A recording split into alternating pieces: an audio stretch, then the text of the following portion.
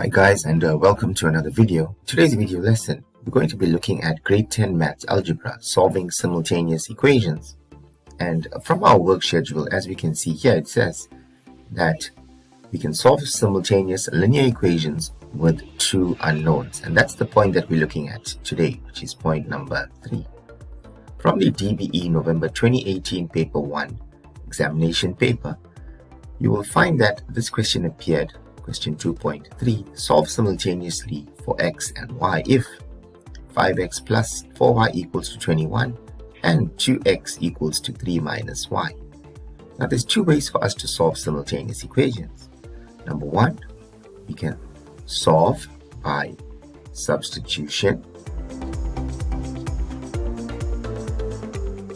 and number two, we can solve by cancellation. We're going to be looking at the two types of methods in today's video. So let's look at substitution, which is the most common method, and it is the preferred method because you use it also in grade 11 and grade 12. So let's look at method number 1, substitution. Now, when we're looking at the substitution method, what we'll do first is we'll write both equations down. 5x plus 4y equals to 21. We call that equation 1. And the second equation, 2x equals to 3 minus y, and we call that equation 2.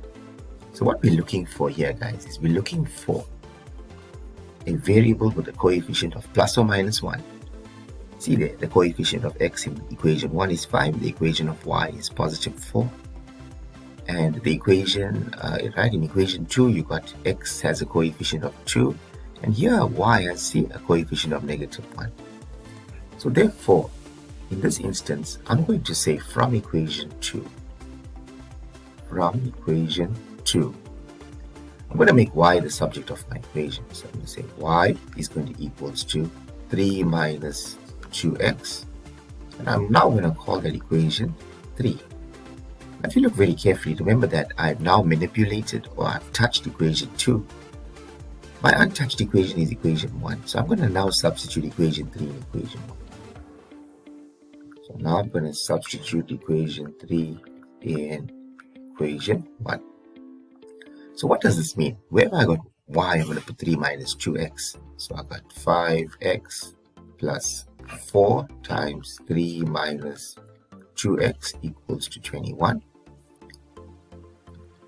5x plus 4 times 3 is equals to 12. 4 times minus 2x is minus 8x equals to 21. Now let's solve for x. 5x minus 8x is minus 3x equals to, let's take 12 over to the other side. 21 minus 12 will give us positive 9. Divide both sides by minus 3.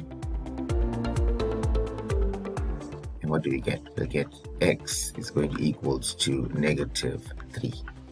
Okay, so now what we're going to do is we're going to substitute x in equation 3.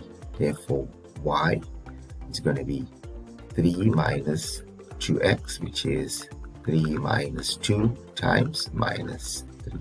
What are we left with? Minus 2 times minus 3 is going to be positive 6. So that's 3 plus 6 is equals to 9. So therefore, if you look at it now, you're going to get x equals to minus 3 and y equals to 9. Okay, so what this means is that these two linear equations, if you have to draw a graph, then these two equations here will intersect at the following points, and the points will be minus 3 and 9. Minus 3 and 9 will be the points of intersection of these two straight line graphs. Okay, now let's look at number 2, the cancellation method. So we should get the same answers, which is minus 3 and positive 9. Now with the cancellation method, we want to write both equations down one below the other. So 5x plus 4y equals to 21. Call that equation 1. And here 2x, right? Now, but the only difference here is that we want to write the x's one below the other and the y's one below the other too, right? So we're going to say plus y equals to 3, and that's equation 2. So all I did was I moved this negative y to the left hand side, it becomes plus y, and I left the 3 on the right hand side. What I'm looking to do in this instance here now is I want to cancel one of the variables, either x or y. So I need to multiply one of the equations or sometimes both the equations. But you can see here it's easier for me to multiply equation 2. If I multiply equation 2 here, if I multiply it by 4, then I'll be able to get 4y and 4y. Okay, and that's the easiest route for me to take. So I'm going to say equation 2 times 4. Let's see what I get. So I'm going to get 2x times 4 is 8x plus y times 4 is plus 4y, and 3 times 4 is 12, and I'm going to call that equation 3. So now if you look very carefully, I've got equation 1 there, so I'm going to write equation 1, 5x plus 4y equals to 21. So now you look at it, I've got y, 4y and 4y. So what I can do now is I can say equation 3 minus equation 1. So if I say equation 3 minus equation 1, what do I get? 8x minus 5x is 3x. 4y minus 4y, they both cancel. 12 minus 21 is minus 9. Minus 9. If I divide both sides by 3, which is the coefficient of x, remember 3x divided by 3 is x, minus 9 divided by 3 is minus 3. And now if I substitute x into any one of these equations, let's substitute in equation 2. So now I'm going to substitute x equals to minus 3 in equation 2.